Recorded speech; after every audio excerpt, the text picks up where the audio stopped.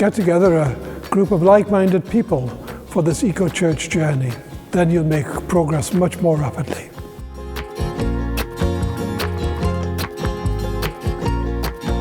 You can register for eco-church.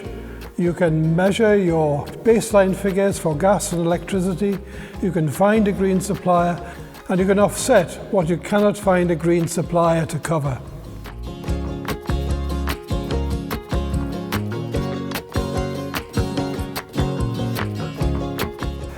To get the Bronze Award, we had to be more intentional as a church with including in our worship readings that reflected God's care of creation, hymns that spoke into that situation, prayers particularly that helped us to think through what we were trying to do as a church. We also have an event that we call Curious Cafe, and invited people to come in and to speak to us and the wider community about some of those big issues.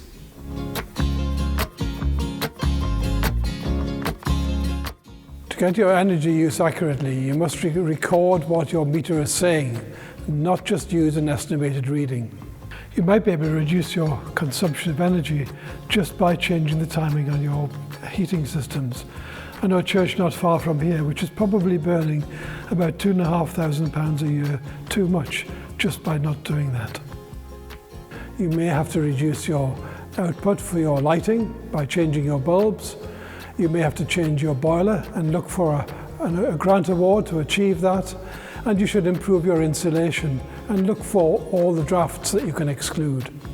For longer term solutions, you may need to add solar panels or consider a heat pump at your church. For churches to offset, it makes sense to use an organisation like Climate Stewards, who take your offsetting and convert this into an environment for a sustainable community.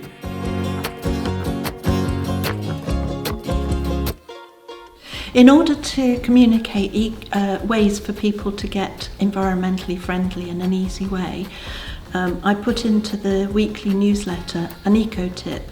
One of the tips that's really, really easy and actually is less time than not doing it is to garden for wildlife. Just leave an area of your garden weed-free, untidy, for bugs and beasties to live in. At least one meat-free and dairy-free day a week.